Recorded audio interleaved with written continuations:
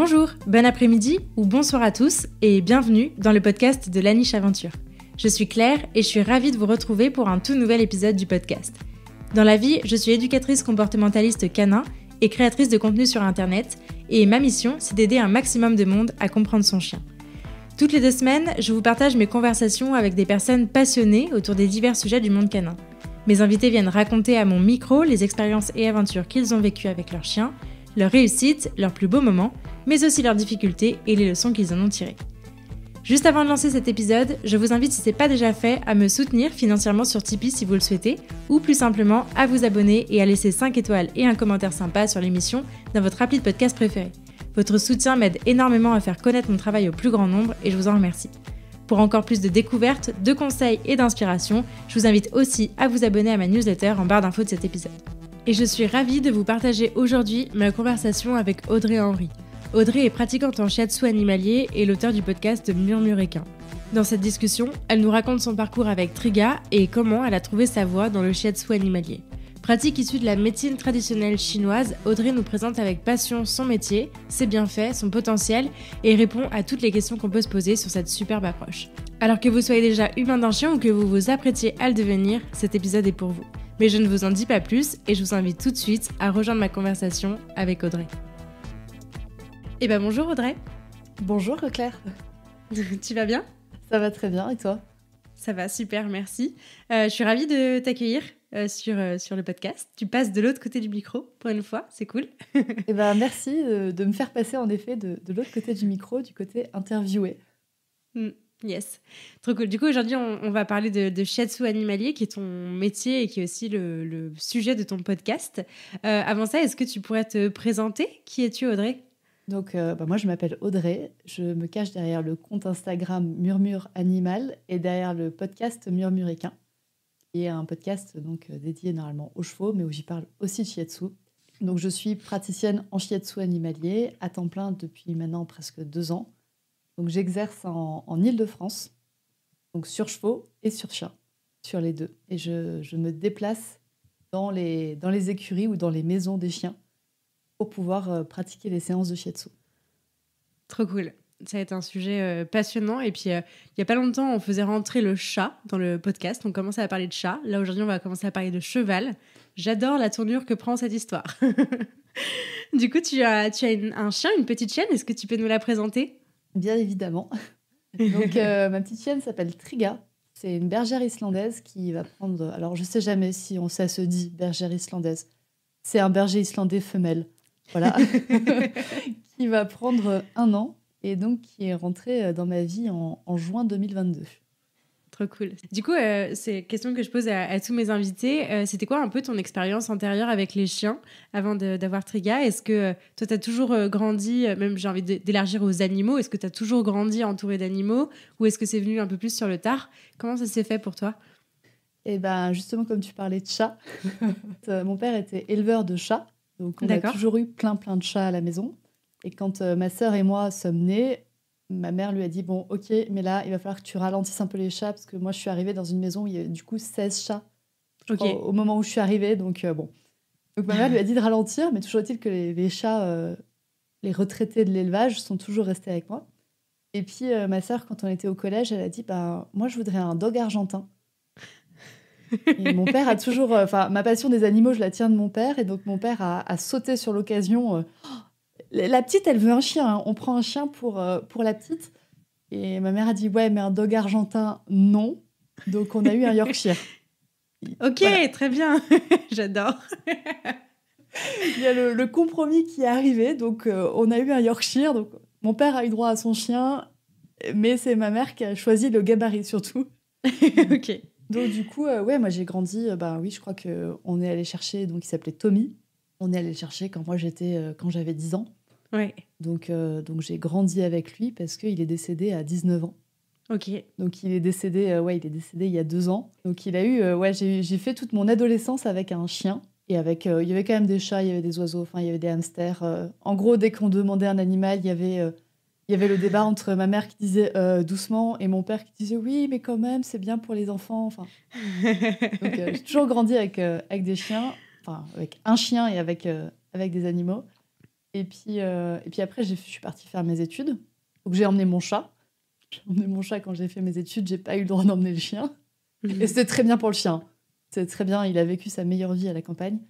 Et donc ensuite, quand je suis rentrée dans la vie active, là pour le coup, mon chat était retourné chez mes parents. Et puis il s'avère que le chat était beaucoup mieux chez mes parents. Il pouvait sortir alors que moi, j'ai vivais en ville. Je pouvais pas laisser sortir le chat. Donc le chat était vraiment mieux chez mes parents. Et donc, mon début de vie active, je l'ai fait sans animaux. Ouais. Je l'ai fait sans animaux, et c'est là que je me suis rendu compte, depuis toute petite, j'ai des animaux dans ma maison. Donc, j'avais un cheval. Mon premier salaire a été quand même de m'acheter un animal, et donc ça a été mon cheval que je me suis acheté. Ok. Mais après, j'avais pas d'animaux dans le foyer, et du coup, j'ai pris la place de mon père, j'ai tanné mon conjoint pour avoir un animal dans le foyer. Donc on a eu un premier chien en famille d'accueil. Okay. Et ça a été bien qu'on l'ait en famille d'accueil parce que du coup on s'est rendu compte que c'était pas le moment d'avoir un chien. On n'avait pas les emplois du temps qui permettaient d'avoir un chien.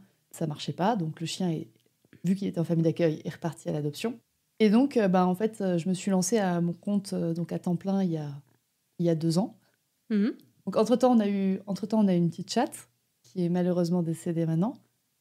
Mais donc, il y a 2 ans, quand je me suis lancée à temps plein, je dis à mon conjoint, c'est bon maintenant, j'ai l'emploi du temps qui me permet de gérer un chien, tu vois, je peux avoir un chien.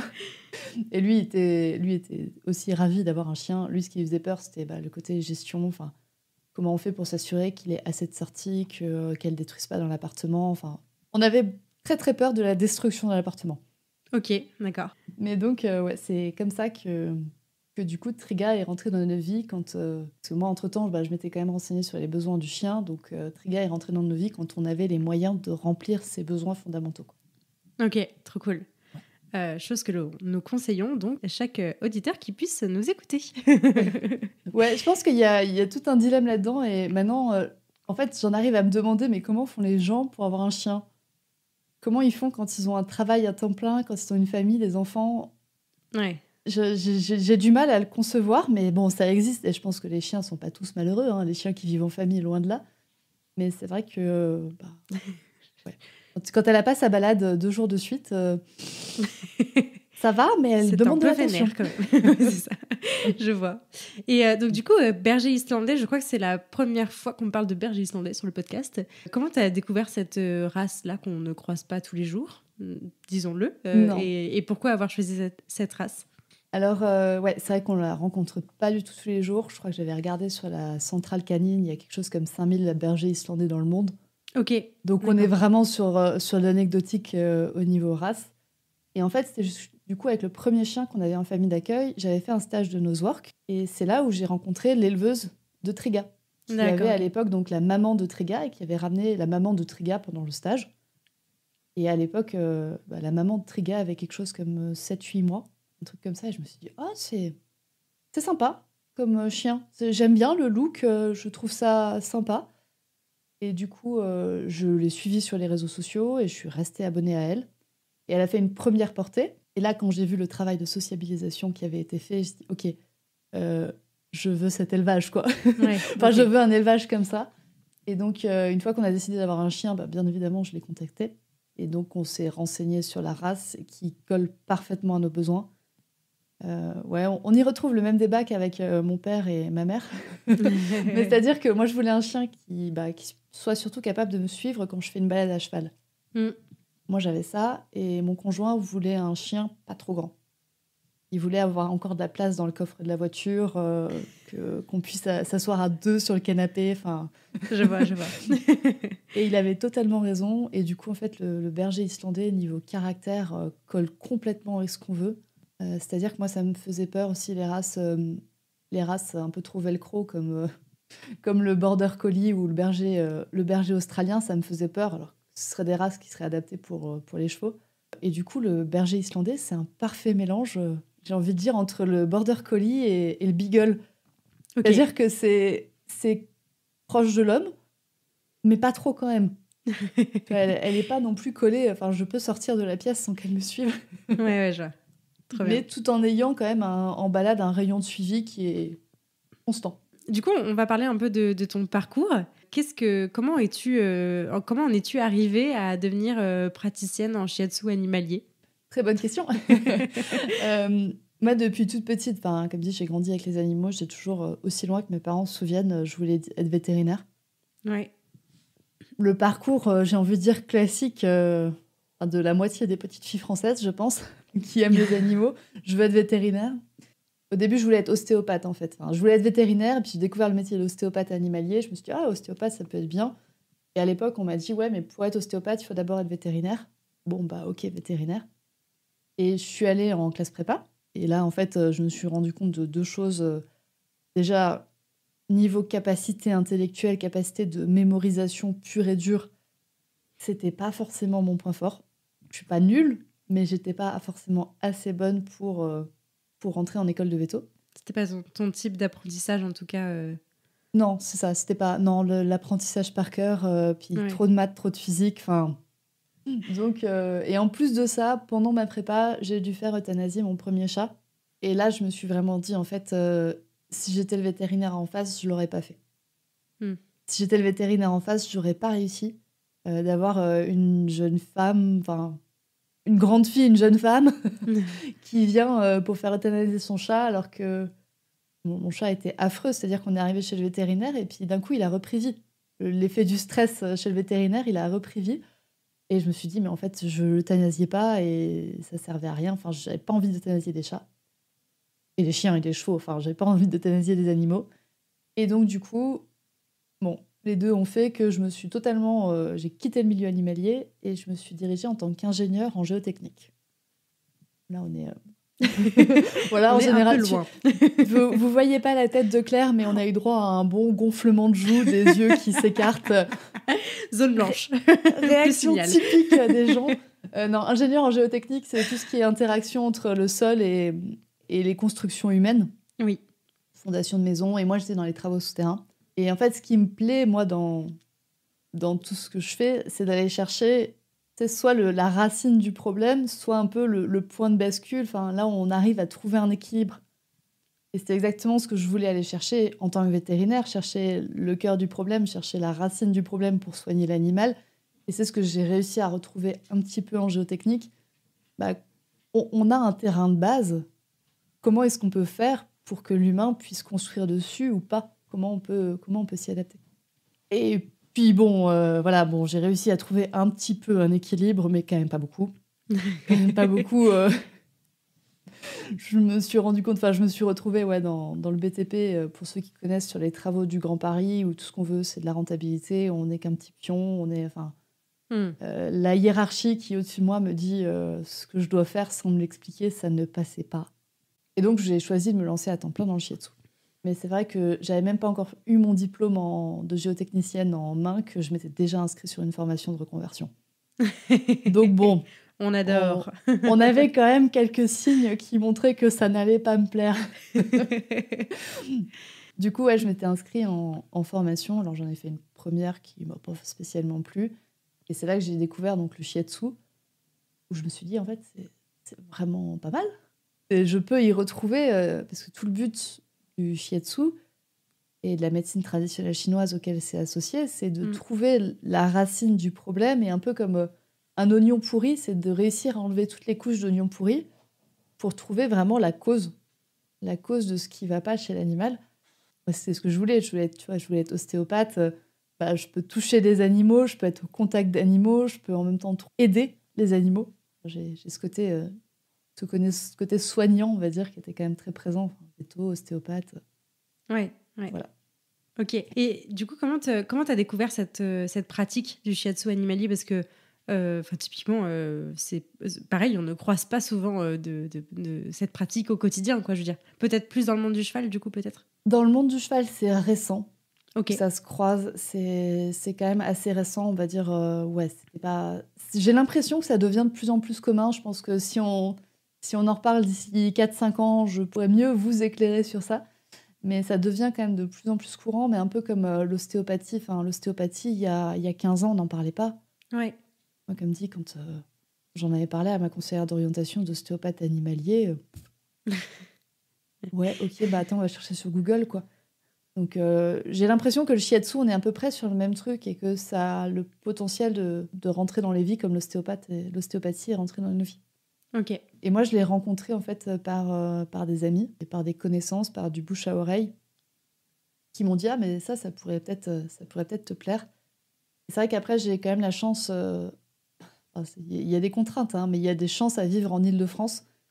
C'est-à-dire qu'il y a quand même une grosse concentration, on va dire, de choses, de voitures, de bouchons, de ce qu'on veut, mais il y a aussi une grosse concentration du coup de professions et une diversité de professions que des fois j'ai du mal à retrouver dans d'autres endroits de la France. Enfin après, toi, je sais que tu es à Lyon, donc on y retrouve, tu vois, une grosse ville, une grosse concentration. Ouais. Et du coup, c'est comme ça que j'ai pu découvrir après le shiatsu. Ok. Et donc m'y mettre. Et c'est vrai que mon premier cheval, donc Whisper, qui est une boîte à misère, on pourrait dire, qui m'a fait toutes les pathologies possibles et imaginables. Et donc, je me suis mis au shiatsu dans l'idée de l'aider aussi lui, de l'aider lui aussi physiquement. D'accord, ok. Et donc, du coup, tu as fait appel à un praticien ou en découvrant ça, t'as direct décidé de te former là-dessus? Comment ça s'est passé? J'ai d'abord fait appel à un praticien. On avait discuté avec certains praticiens. J'en ai fait venir une. On en a beaucoup discuté. Et puis c'est vrai que dans la foulée, je me suis inscrite en formation. Il y avait un peu le désespoir, tu vois, de non, mais là, il me faut autre chose. Donc, de me jeter peut-être sur la première formation venue, qui n'était peut-être pas non plus le choix le plus judicieux. Mais ouais. Qui, à ce moment-là, a été une porte de sortie intéressante pour toi, quoi. Et qui a été une très, très bonne porte de sortie. Comme dit, à l'époque, elle était, c'était ce qui correspondait à mes besoins au moment où je l'ai choisi. Ok, trop bien. Du coup, est-ce que tu peux nous décrire un petit peu ce que c'est que le shiatsu animalier? En quoi ça consiste? On a déjà commencé à en parler en parallèle avec l'ostéopathie. Est-ce que tu peux peut-être nous décrire ce que c'est et puis les différences avec l'ostéopathie? Donc, c'est une pratique d'Asie orientale qui veut dire, shiatsu, ça veut dire en japonais pression des doigts. Dans la base, ça va être des pressions des doigts sur le corps de l'animal. Et après, le shiatsu est très en lien avec la médecine traditionnelle chinoise. C'est une des pratiques de la médecine traditionnelle chinoise qui part du principe qu'il y a des méridiens. Il y a de l'énergie qui circule dans tout être vivant. Et cette énergie circule de manière préférentielle le long des méridiens sur lesquels se trouvent des points d'acupuncture ou d'acupression. Exactement les mêmes points, mais c'est juste la manière d'aller stimuler ces points qui est différente. Acupuncture, on perfore la peau. Acupressure, on fait une pression sur la peau. Et l'acupuncture, vu qu'on traverse la barrière de la peau, est réservée aux vétérinaires, pour les animaux, ou réservée aux médecins pour les humains. Et donc, du coup, il y a ces méridiens qui sont des chemins d'énergie qui circulent sur le corps de l'animal. Et donc, on va faire des pressions des doigts sur ces méridiens. Pourquoi on fait ces pressions des mains? C'est parce que l'énergie peut avoir tendance à se bloquer à certains endroits. Et quand il y a un blocage d'énergie, c'est le premier signe d'apparition de la maladie. Encore une fois, sur la philosophie de la médecine traditionnelle chinoise, pas forcément sur la philosophie vétérinaire actuelle. Mais donc, quand il y a un blocage d'énergie, le but du shiatsu est de libérer ce blocage avant que la maladie n'apparaisse. Donc, le shiatsu a toute une valeur préventive. On faisait appel, je ne sais pas si tu l'as déjà entendu ou si les auditeurs l'ont déjà entendu, le médecin chinois, la légende dirait qu'il était payé uniquement quand le patient allait bien. Et qu'à partir du moment où le patient n'allait pas bien, le patient arrêtait de payer le médecin parce qu'il n'avait pas fait son travail, en fait. Bon, quelle est la part de réalité et de légende là-dedans? Je ne saurais pas. Mais toujours est-il que ça illustre ça, c'est qu'on va voir normalement le praticien en shiatsu en préventif. Maintenant, dans nos sociétés actuelles, ça se fait plus. D'aller voir le médecin en prévention. À part pour les vaccins, c'est à peu près le seul type de prévention qu'on fait. Encore une fois, il y a des vétérinaires qui sont totalement différents et qui font vraiment de la prévention, et c'est génial, tout à leur honneur. Mais c'est vrai que même nous, propriétaires d'animaux, on n'a pas tendance à aller payer une consultation quand tout va bien.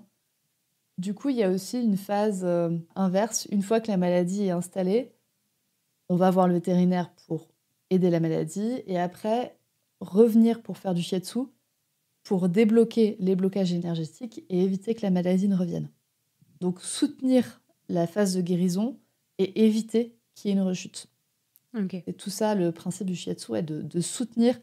On n'est pas en on n'est pas en opposition avec des vétérinaires, on est normalement main dans la main pour qu'il y ait une phase d'attaque, on va dire, qui est faite par le vétérinaire et une phase de soutien et une phase de prévention qui est faite par le shiatsu. Et donc, les différences entre ostéopathe et praticien en shiatsu. Donc, praticien en shiatsu, on agit sur de l'énergie. On agit aussi pas mal sur tout ce qui est système circulatoire. Donc, circulation lymphatique, circulation sanguine. Légèrement détente musculaire, mais ça ne va pas forcément être le cœur de métier d'un praticien en shiatsu.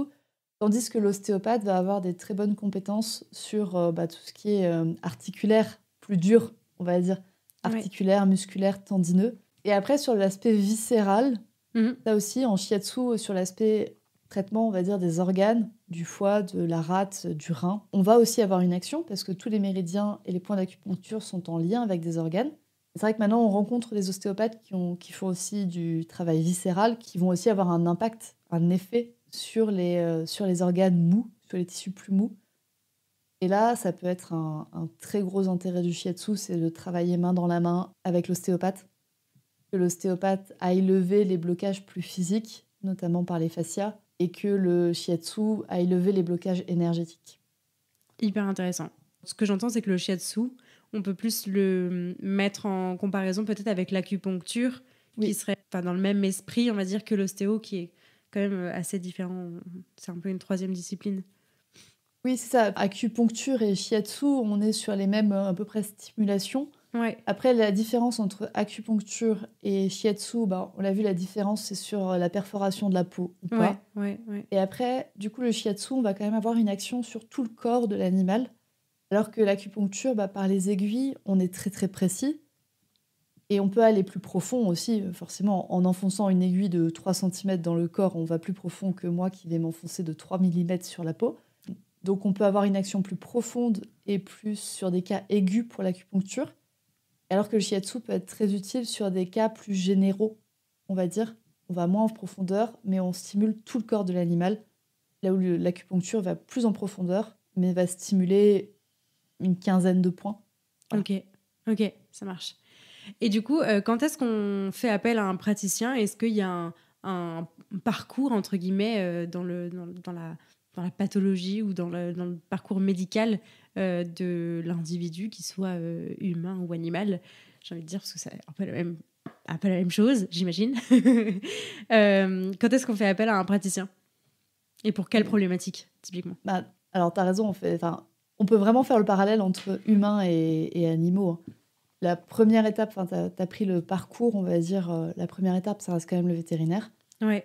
Moi, en tant que praticienne en shiatsu, j'ai besoin d'un diagnostic. J'ai besoin d'un diagnostic, j'ai besoin de travailler dessus, j'ai besoin de savoir aussi quel organe est impacté. On a un ressenti énergétique, mais on va avoir besoin de certaines informations. S'il y a un problème sur le rein, est-ce que c'est une insuffisance du rein ? Est-ce qu'il y a une tumeur sur le rein ? Je prends juste cet exemple, tu vois, mais c'est des choses qu'on... Tu peux pas travailler à l'aveugle complètement, quoi.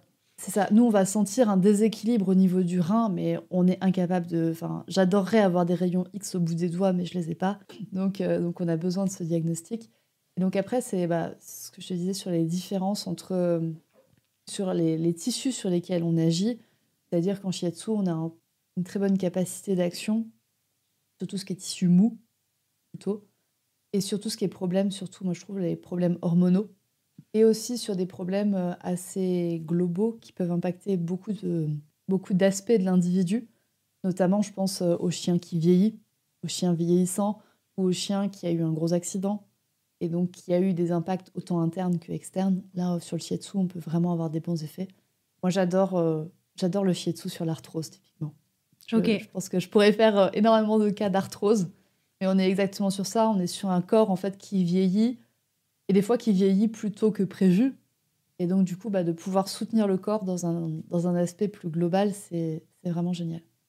Et surtout, ce qui est problèmes hormonaux, on pense aux maladies de Cushing chez le chien, typiquement à d'autres insuffisances qu'il peut y avoir au niveau du système hormonal chez l'animal. Là, on est super bien. Et également, sur tout ce qui est émotionnel. Là encore, on rencontre de plus en plus d'ostéopathes qui... Ça commence, j'ai l'impression, à venir chez les ostéopathes aussi, de traiter l'aspect émotionnel. Ouais. Mais c'est vrai que le shiatsu, on va vraiment pouvoir viser des aspects émotionnels. Là, pour le coup, c'est main dans la main avec un comportementaliste. On n'a pas un coup de baguette magique. Mais de pouvoir lever, par exemple, typiquement sur des problèmes de traumatisme. Un chien qui a un traumatisme, qui s'est fait attaquer à un moment donné, main dans la main avec un comportementaliste qui va travailler sur le long terme, on va peut-être pouvoir débloquer par moment, peut-être offrir un coup de boost, on va dire, à l'animal pour travailler sur des problématiques émotionnelles. Et à ma connaissance, il y a quand même peu d'autres pratiques qui permettent de travailler sur l'émotionnel. Le shiatsu, le vétérinaire en général travaille peu sur l'émotionnel, en dehors des médications. L'ostéopathe, ça commence à venir, mais c'est vrai que le shiatsu a tout un aspect émotionnel. En shiatsu et en médecine traditionnelle chinoise, le corps et l'émotionnel sont totalement imbriqués. C'est impossible de dissocier l'un de l'autre. Je pense que tu constates ça fréquemment dans ton métier, mais un chien qui a mal, il est incapable d'aller bien émotionnellement et inversement. Carrément. Donc voilà, dans les cas pour lesquels on peut faire appel au shiatsu, et donc en partenariat avec l'ostéopathe ou avec le vétérinaire. Je pense que s'il n'y a aucune problématique articulaire, ma foi, on peut passer directement au shiatsu. S'il y a des problématiques purement hormonales, ça va être main dans la main avec le vétérinaire. Quand il y a des problématiques émotionnelles, ça va être main dans la main avec le comportementaliste. Et quand on a des problèmes articulaires, type arthrose, type tendinite, etc., main dans la main avec l'ostéopathe. Trop intéressant. La question qui me vient, tu viens d'en parler un petit peu de la notion de ressentir les énergies, de ressentir quelque chose, c'est difficile de mettre un mot dessus, mais typiquement, comment est-ce qu'on se forme au shiatsu? Est-ce qu'il faut quelque chose quand même, à la base, une sensibilité, un ressenti particulier, ou est-ce que ça s'apprend complètement? Comment est-ce qu'on peut se former à ce métier-là, en fait? Moi, je suis contre cet aspect de don. Ouais. Parce que je pense qu'en fait, c'est une capacité avec laquelle, de ressentir, comme dit, de ressentir l'énergie ou de ressentir... après, on peut partir niveau communication animale, mais je pense que c'est quelque chose avec lequel on est à la naissance. On est à la naissance, oui, quelque chose qu'on a dès la naissance et qu'en fait, c'est notre société qui a tendance à le brimer. Donc, en fait, tout ce qu'on a à faire, c'est récupérer le potentiel. C'est le renouveler, le réactiver, on peut dire. Et après, quand on dit sentir l'énergie, il y a aussi sentir... le shiatsu, ça reste une pratique physique. Donc, au-delà de sentir de l'énergie, de l'impalpable, on va aussi sentir du palpable. On va aussi voir de la réaction musculaire. On va voir de la réaction chez l'animal, chez le chien, où on va voir des signaux d'apaisement. Donc, on a moyen d'avoir de l'impalpable et du palpable. Et donc, moi, c'est ce que j'aime chez le shiatsu, c'est on marie les deux, en fait. On marie le palpable et l'impalpable. Donc moi, je forme des personnes au shiatsu et j'en ai qui arrivent, qui ont totalement ce côté subtil, qui ressentent tout, des fois presque un peu trop, ouais. qui ressentent tout et qui, du coup, on vient y rajouter en fait de l'aspect physique. Tu vois, quand tu ressens ça, regarde ce qui se passe chez l'animal, regarde ce qui se passe sous tes doigts, sens ce qui se passe sous tes doigts, physiquement. Et des fois, j'en ai d'autres qui arrivent qui sont très, très cartésiennes et qui ne ressentent que la vibration du muscle, qui ne font que voir les signaux d'apaisement chez l'animal, et on vient y rajouter un peu d'énergétique. Ok. Non, c'est hyper intéressant parce que tu vois, moi dans mon métier, ça m'évoque ça en fait. Moi dans mon métier, je passe mon temps à observer des chiens, à essayer de lire ce qui est en train de se passer, sans forcément interpréter, mais en tout cas chercher dans quelle émotion justement se trouve le chien. Et je sais que souvent, quand je sors des séances, j'analyse un peu tout ce qui s'est passé justement au niveau énergie, ce qu'on a échangé avec les autres humains, dans quelle énergie était le chien, et est-ce que là ça m'a pompé vraiment beaucoup d'énergie et qu'est-ce qui s'est passé ou pas du tout. Et c'est vrai que je trouve que ce truc, alors moi je le fais vraiment inconsciemment sans le chercher, hein, mais souvent je constate quand je sors des séances et que je suis lessivée, je me dis waouh, attends, il s'est passé quelque chose là. Et effectivement, quand j'analyse un petit peu plus, je me rends compte que j'ai ressenti des choses. En fait, c'est assez bizarre à dire, c'est un peu compliqué à expliquer, mais c'est intéressant parce que je vois effectivement de quoi tu parles, parce que même si c'est pas le cœur en tout cas pour ma part, c'est pas le cœur du métier, c'est pas ça que je recherche, mais il se passe forcément quelque chose en plus de toutes les connaissances et toutes les compétences que je mets dans la lecture du chien, des signaux, etc., des interactions. Donc c'est vachement intéressant. Côté, ça se complète, quoi. Il n'y a pas que de la formation et il n'y a pas que du ressenti. Non, c'est ça, c'est vraiment compléter et puis avoir les deux. Ça peut être le cas de ton animal est malade. Ouais. Tu vas le voir sur les signes, tu vas voir qu'il n'est pas bien. Tu vas le constater, tu peux presque avoir un fichier Excel dans lequel tu coches ces signaux d'apaisement. Ouais, carrément. Mais qu'est-ce qui te fait dire, ok, non, là, il faut qu'on aille chez le veto. Là, absolument, maintenant. C'est ce côté après impalpable, ou après, ça peut être des gens... moi, j'adore le voir aussi chez des gens qui promènent des chiens qui ont une tendance à la réactivité. Ils vont passer 3-4 virages. C'est le fameux virage où il y a potentiellement un chien qui risque de venir ou un humain qui risque de venir de l'autre côté. Ils vont passer 4-5 virages. Rien. Il va rien se passer. Mais le virage où il y aura un humain, même l'autre humain va le sentir. Ils vont se redresser, ils vont se crisper.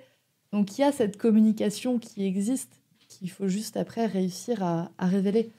Ça peut aussi être le moment où tu te dis...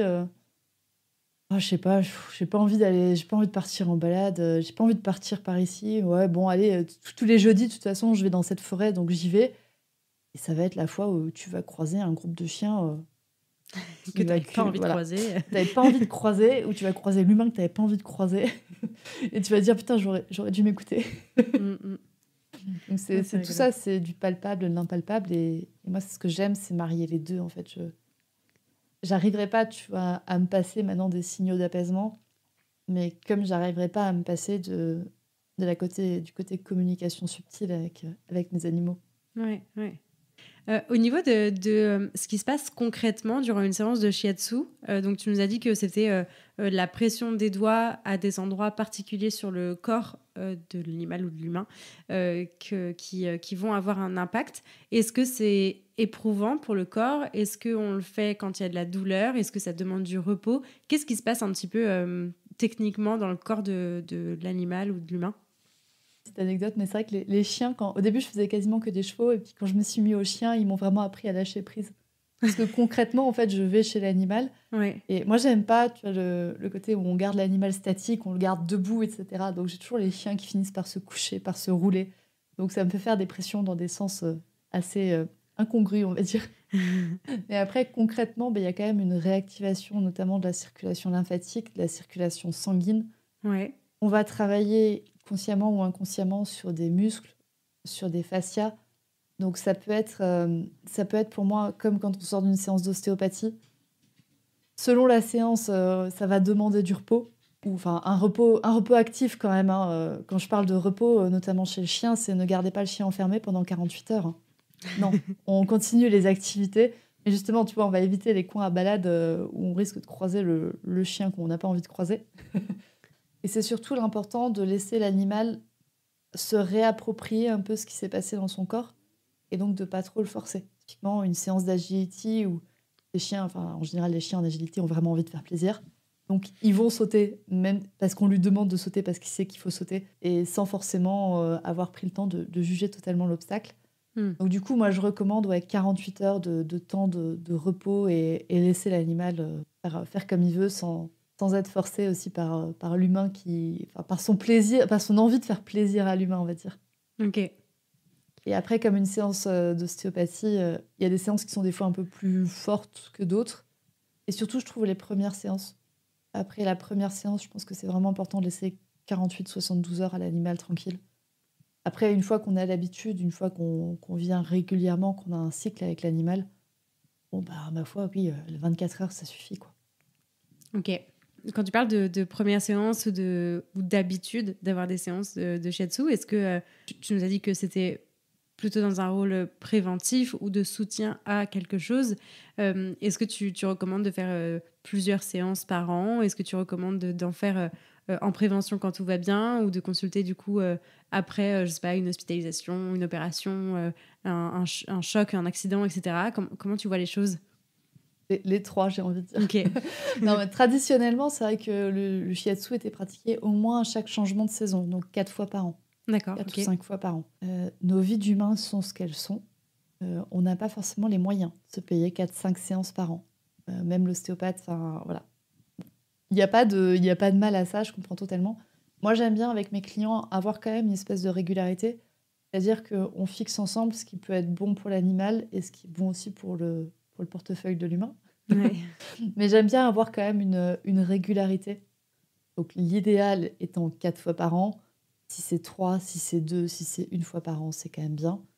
Et après, selon justement le cas de l'animal, typiquement, je pense, tu vois, après une hospitalisation, après un traumatisme, après un gros choc, ça peut valoir le coup de faire 2, 3 séances. Par exemple, une séance toutes les 6 semaines. Mhm. Et après, on réespace. Voilà, quand il y a besoin, on fait du shiatsu. Et si vous voulez le faire en préventif, eh ben, le mieux, c'est d'en discuter avec le praticien en shiatsu. Vu qu'on est en préventif et vu qu'on est sur les saisons, il y a peut-être une saison qui va être plus adaptée pour l'animal. Un chien arthrosique, en général, en hiver, c'est plus compliqué qu'en été. Encore que ça peut être l'inverse. Hein. Je prends un exemple général, mais en général, l'hiver, quand il fait froid, quand il fait humide, c'est quand même plus compliqué. Ouais. Donc, on va pouvoir fixer la séance. Tu vois, si on fixe que 2 séances par an, bah, on va faire automne-hiver. Ok. On va faire la période avant, on va pouvoir préparer, et la période pendant, où ça va être plus dur et on va pouvoir soutenir l'animal. Ok. Je crois que dans les questions qu'on te pose régulièrement, il y a est-ce que ça peut être nocif? Est-ce que ça peut faire plus de mal que de bien? Est-ce que ça peut aggraver des symptômes? Je pense que c'est important aussi de questionner ce point, parce que c'est légitime de se poser la question. Totalement. Ouais, c'est vrai que c'est une question que j'ai souvent, parce qu'il y a cette croyance qu'après ça va s'aggraver, il va y avoir une crise de guérison. C'est un terme qu'on entend souvent, notamment dans les médecines alternatives. Ok. Ouais, en phytothérapie, on peut aussi en entendre parler, où les symptômes s'aggravent pour après trouver un état d'équilibre. Moi, je suis mitigée là-dessus parce que je préfère travailler en plus petites étapes, en plus petits pas, plutôt que de bouleverser en fait trop l'équilibre du corps. Je préfère rétablir l'équilibre du corps au fur et à mesure.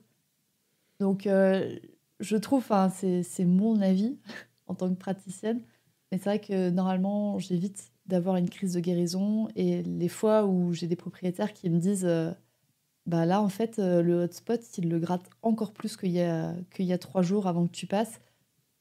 Je vois ça un peu comme un échec pour moi. Je vois ça un peu comme un échec, mais normalement, les effets doivent pas durer.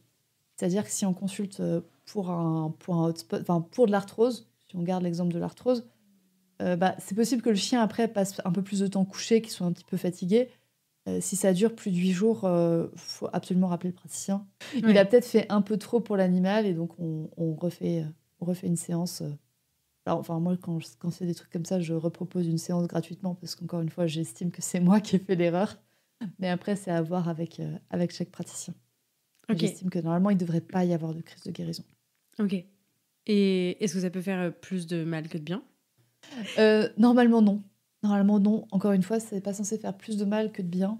Les seuls plus de mal que de bien, ça peut être des fois pour le portefeuille de l'humain.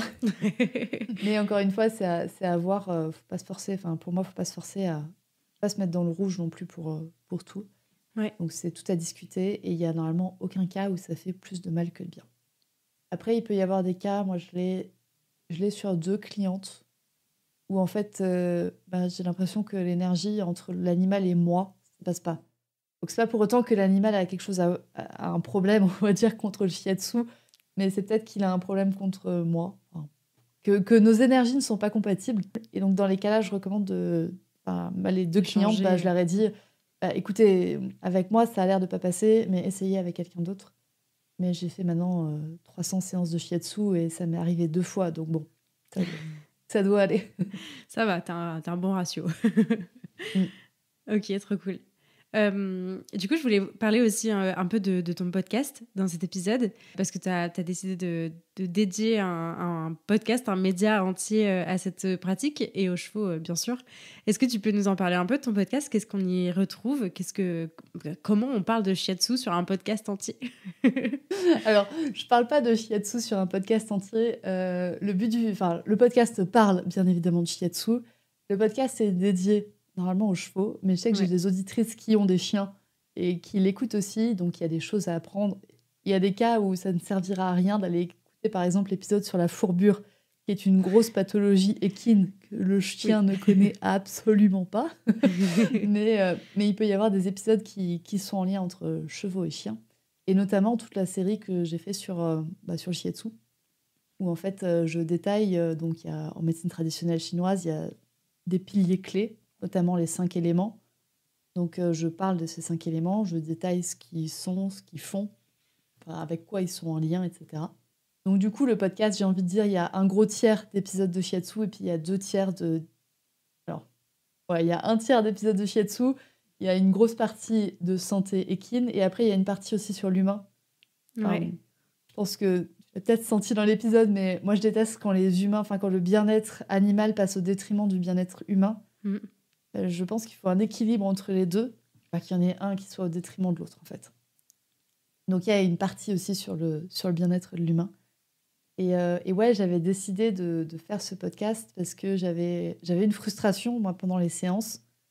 C'est que je pouvais pas transmettre tout ce que je voulais. Sur des séances, je peux pas passer une demi-heure avec chacun des propriétaires à lui réexpliquer les bases de la pathologie de son animal. Ok. Voilà. Et en plus de ça, moi, j'ai le gros besoin personnel de transmettre. Et du coup, le podcast me permet d'équilibrer ça chez moi. Donc, le podcast a aussi une grosse part égoïste.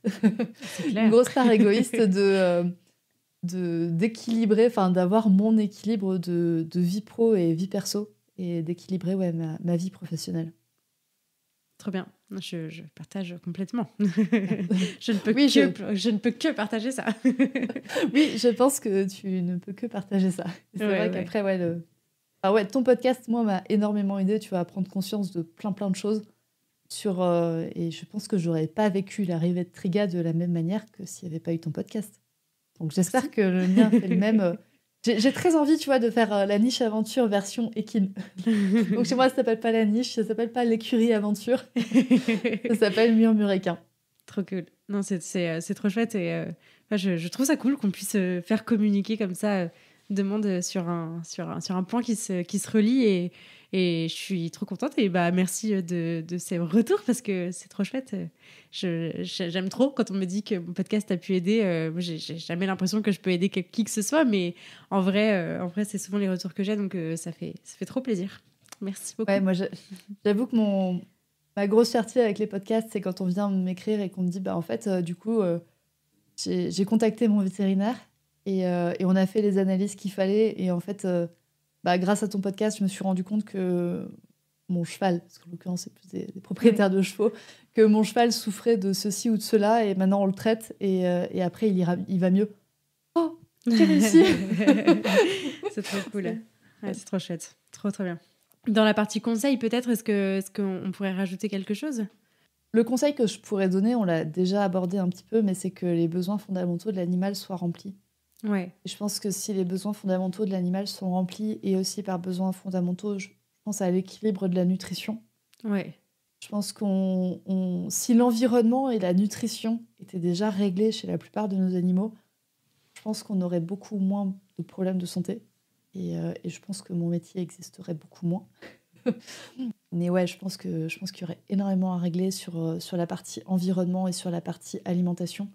Et c'est ça que j'essaie de faire moi aussi avec mes clients, c'est que de les sensibiliser à la partie environnement, que c'est bien gentil tu vois, pour un chien qui a fait une tendinite ou pour un chien qui fait de l'arthrose, en fait, il faut quand même les faire bouger.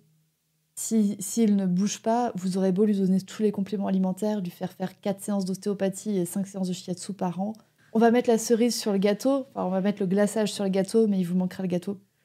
Donc c'est vrai que le conseil que je pourrais donner, c'est très bien le shiatsu, faites appel aux praticiens en shiatsu, etc. C'est mon moment pub. mais surtout, mettez votre argent là où le poste de dépense sera le plus intéressant. Là où il vous rapportera le plus, on va dire. C'est exactement ça, c'est là où ça vous rapportera le plus à long terme, donc de gérer l'environnement, etc. Si maintenant quelqu'un vient et me dit écoute, j'arrête les séances de shiatsu parce que je paye un pet-sitter à mon chien pour qu'il puisse avoir 1 heure de sortie par jour. Mais oui, oui, tu as mis ton argent au bon endroit. Ouais, je vois. Mais après, j'ose espérer qu'il y a quand même des gens qui arrivent à faire 100 pet-sitter. Enfin, nous, on arrive à faire 100 pet-sitter. Donc, dans ce cas-là, si vous avez des problèmes, on rajoute, tu vois, un peu comme la pyramide de Maslow, en fait. Ouais, il y a des besoins fondamentaux et puis après, on rajoute par-dessus. Et voilà, donc mon conseil, ce serait de vous préoccuper de la base du problème. Mais si maintenant, en effet, la base du problème, c'est un problème hormonal chez l'animal, le shiatsu peut être totalement adapté. Trop cool. Ça me fait penser à un épisode que j'avais fait avec Hélène Ralda sur la naturopathie animale, et où notamment on avait pas mal parlé d'alimentation, et je crois que c'est dans ce podcast qu'elle m'avait dit une phrase qui résonne beaucoup depuis, c'est l'alimentation, c'est le premier médicament qu'on puisse donner. Et j'avais trouvé ça très juste parce qu'effectivement ça commence. Moi, je présente les besoins du chien à chacun de mes bilans, à chacun de mes premières séances avec des clients. Et à chaque fois, ça commence par les besoins physiologiques qui sont boire, manger, dormir, respirer. C'est déjà ça, à la base, ça dysfonctionne et c'est pas réglé, en fait. C'est pas un basique acquis. Ça sert même pas à grand chose d'aller plus loin, en fait, parce que pour moi c'est vraiment ça la base aussi. Donc c'est assez rigolo, comme il y a beaucoup de similitudes entre ton activité et la mienne. C'est très drôle. Oui, non, mais c'est totalement ça. Enfin, moi, tu vois, j'ai eu un exemple récemment, c'est que moi, Triga est nourrie aux croquettes parce que justement, bien-être humain, bien-être animal, je n'ai pas de congélateur, donc elle est nourrie aux croquettes. Et en fait, elle était nourrie aux croquettes sans céréales, tout bien. La croquette, que je sais que son éleveuse, elle a passé des heures et des heures et des heures à chercher le bon type de croquette pour ses chiens. Et en fait, je me suis rendu compte que elle pleurait énormément des yeux. Et elle pleurait vert. Enfin, c'est pas propre. Et du coup, en shiatsu, c'est relié à l'élément du foie. Donc je me dis, oui, ok, elle a son foie qui dysfonctionne. Au niveau énergétique, bon, ok, le foie est pas ouf. Donc j'aurais pu lui faire des séances de shiatsu encore et encore et encore. Mais j'ai changé de croquette.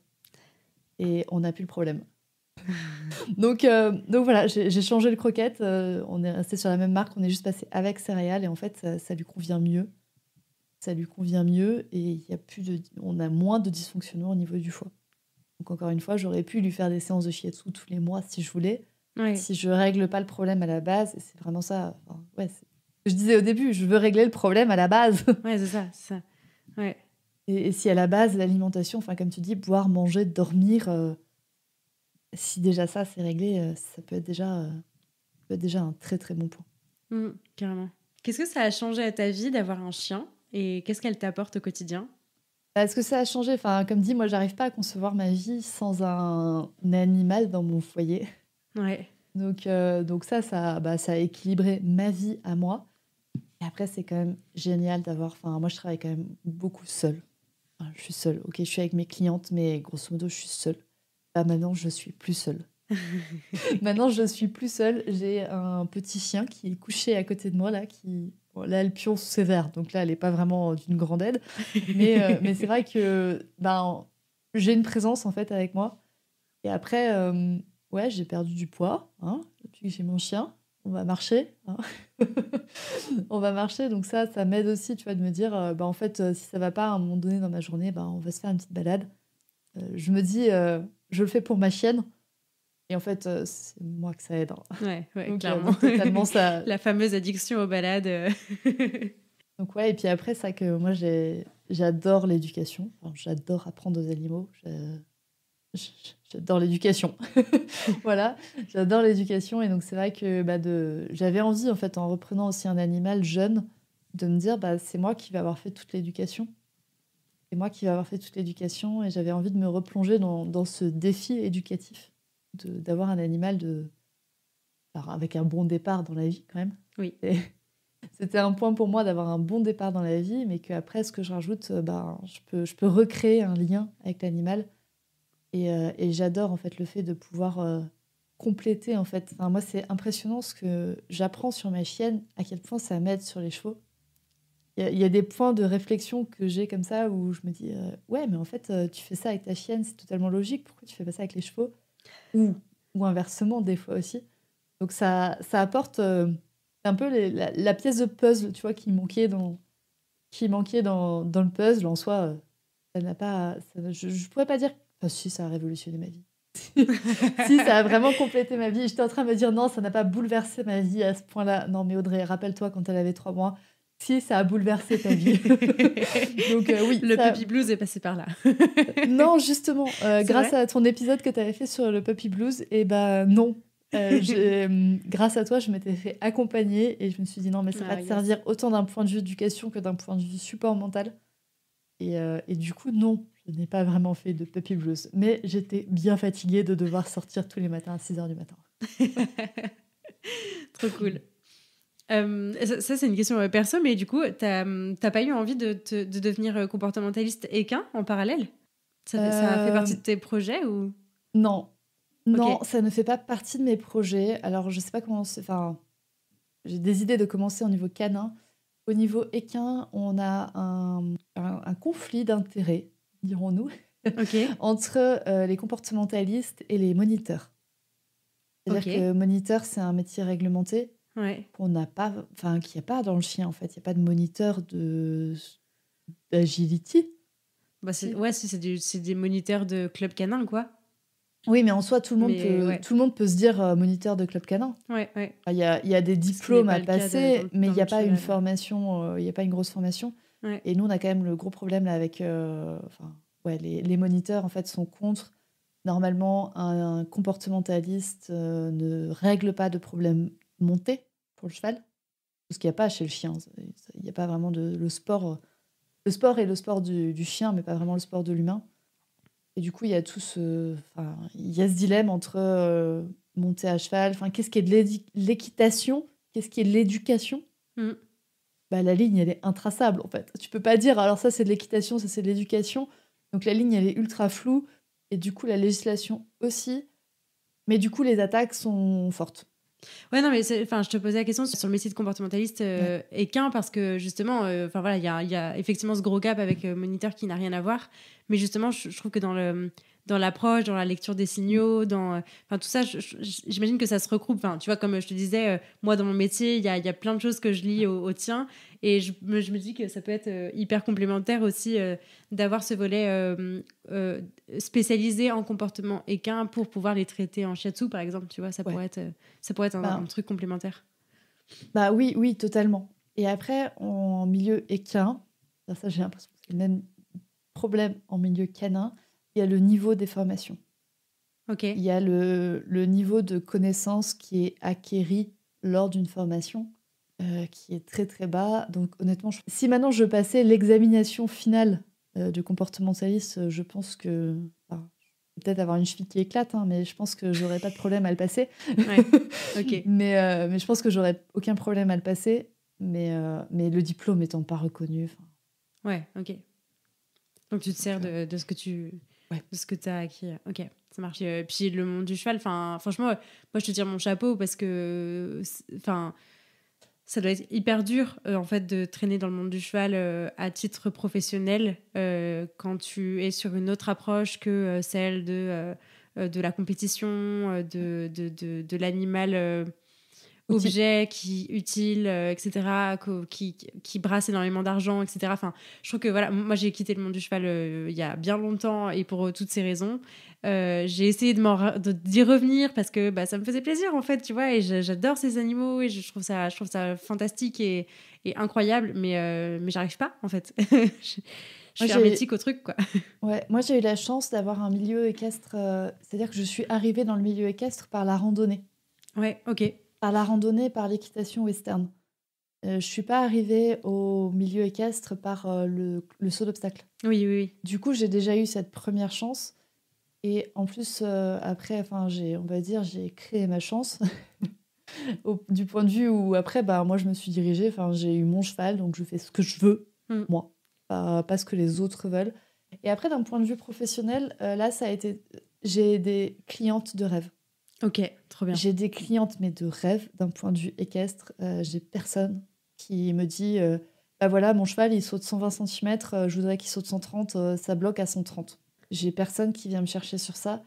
Je pense que j'ai fait une bonne étude de client idéal et que j'ai bien communiqué avec ma clientèle idéale.